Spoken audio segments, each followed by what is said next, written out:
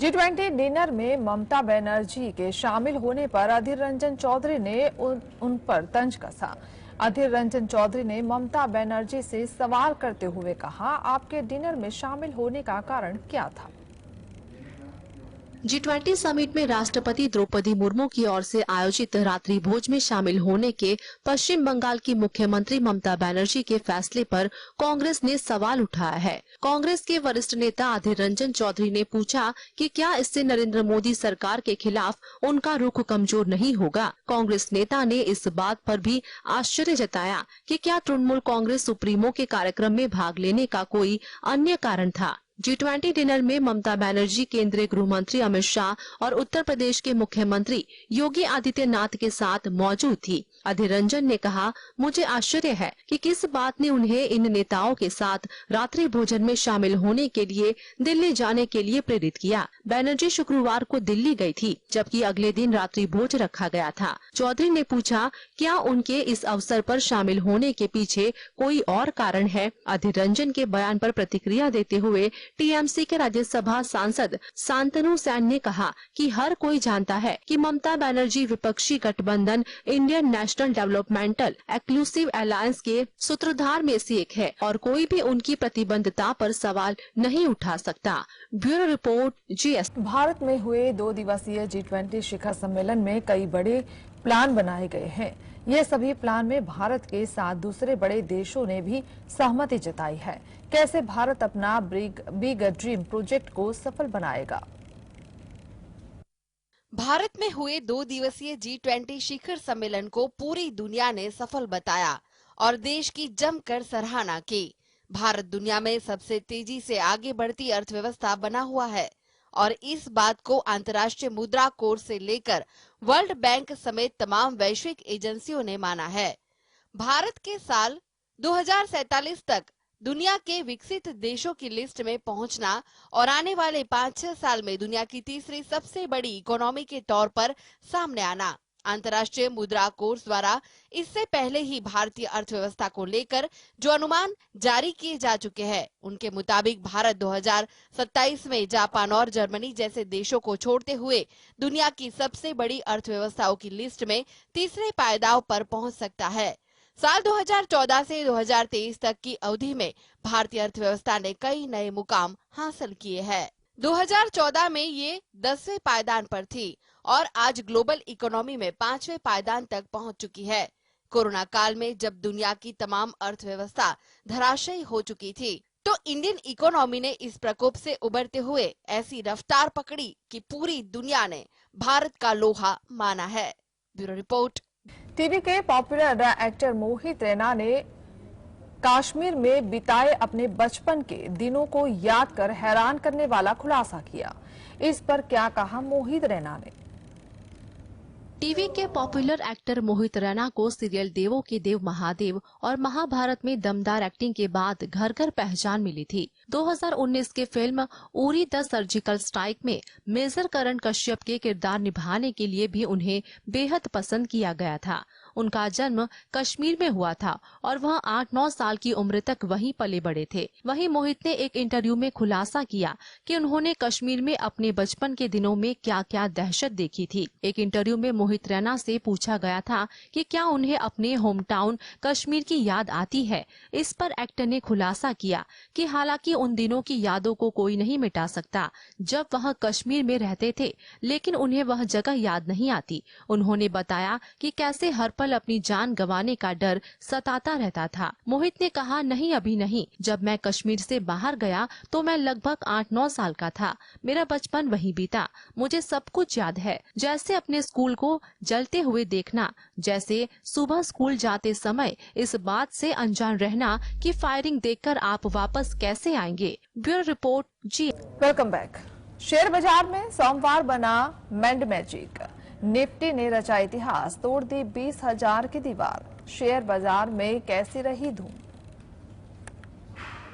भारतीय शेयर बाजार के लिए सप्ताह का पहला कारोबारी दिन शानदार साबित हुआ है। स्टॉक मार्केट के दोनों इंडेक्स शुरुआती कारोबार से ही बढ़त के साथ हरे निशान पर कारोबार कर रहे थे और दिन का कारोबार खत्म होने से पहले ही प्रमुख इंडेक्स निफ्टी 50 ने इतिहास रच दिया। ये इंडेक्स पहली बार 20,000 के स्तर के पार पहुंच गया। दरअसल दोपहर 3:20 पर निफ्टी इंडेक्स अपने पुराने सारे रिकॉर्ड तोड़ते हुए रिकॉर्ड ऊंचाई पर पहुंच गया और 20,000 के स्तर के पार निकल गया। गौरतलब है कि जुलाई 2023 के बाद निफ्टी का ये नया रिकॉर्ड हाई है। इससे पहले ये आंकड़ा 19,995 था। निफ्टी 187.10 अंकों की तेजी से लेते हुए 20,007.5 के स्तर पर कारोबार कर रहा था। सोमवार को शेयर बाजार की शुरुआत बढ़त के साथ हुई थी। इस बीच नेशनल स्टॉक एक्सचेंज का निफ्टी 50 इंडेक्स सुबह 9:15 पर 19,890 के स्तर पर ओपन हुआ था। जैसे जैसे मार्केट में कारोबार आगे बढ़ा, निफ्टी ने भी रफ्तार पकड़ ली। कारोबार के दौरान ये 20,008.15 के हाई लेवल तक पहुंचा था। यह पहला मौका है जब निफ्टी ने इस लेवल को पार किया है। 36 सत्रों में निफ्टी ने ये रिकॉर्ड स्तर पाया है।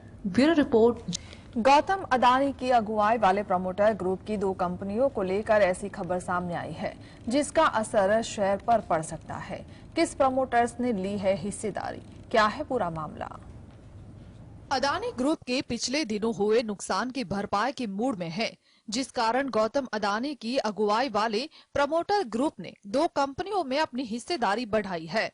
फाइलिंग में दी गई सूचना के मुताबिक प्रमोटर ग्रुप अपनी प्रमुख कंपनी में हिस्सेदारी 69.87% से बढ़ाकर 71.93% कर दिया है। यह 1 महीने से भी कम समय है जब प्रमोटर ग्रुप ने अडानी एंटरप्राइजेज में अपनी हिस्सेदारी बढ़ाई है। उस दौरान प्रमोटर ग्रुप ने 67.65% से 69.87% हिस्सेदारी बढ़ाई थी। इसके अलावा प्रमोटर ग्रुप ने एक और कंपनी अडानी पोर्ट में हिस्सेदारी 63.06% से बढ़ाकर 65.23% कर दिया है। अडानी पोर्ट में 1% हिस्सेदारी खरीदी है और 1.2% की हिस्सेदारी उभरते बाजार निवेश डीएमसीसी द्वारा लिए गए हैं। वहीं अडानी एंटरप्राइजेज लिमिटेड के मामले में हिस्सेदारी Campus Trade and Investment Limited और Infinite Trade and Investment Limited द्वारा खरीदे गए थे। जीक्यूजी ने पिछले महीने थोक सौदे के जरिए Adani ports and special economic zone में अपनी हिस्सेदारी बढ़ाकर 5.03% कर दी है। अब जीक्यूजी के पास अडानी समूह की 10 कंपनियां में से 5 में हिस्सेदारी है। जीक्यूजी ने अब तक अडानी ग्रुप की कंपनियों में 38,700 करोड़ रुपए का निवेश किया है। Bureau report, GS। Aditya L1 अपनी सूरज यात्रा के दौरान एक कदम और आगे बढ़ गया है। आदित्य L1 का धरती के चारों तरफ तीसरा ऑर्बिट बदला गया। अगला ऑर्बिट कब बदला जाएगा? कब तक सूरज की पहली तस्वीर सामने आएगी? आदित्य S1 की धरती के चारों तरफ तीसरी ऑर्बिट बदल दी गई है। इसे अर्थ बाउंड मैन्यूवर कहते हैं। इस समय इसरो का सूर्य मिशन पृथ्वी के चारों तरफ 296 किलोमीटर x 71,767 किलोमीटर की अंडाकार कक्षा में घूम रहा है। इस दौरान आदित्य पर मॉरिशस, बेंगलुरु के श्रीहरिकोटा के पोर्ट ब्लेयर से निगरानी की गई। अब आदित्य की अगली ऑर्बिट 15 सितंबर की देर रात 2 बजे की जाएगी, जिसे EBN #4 कहा जा रहा है।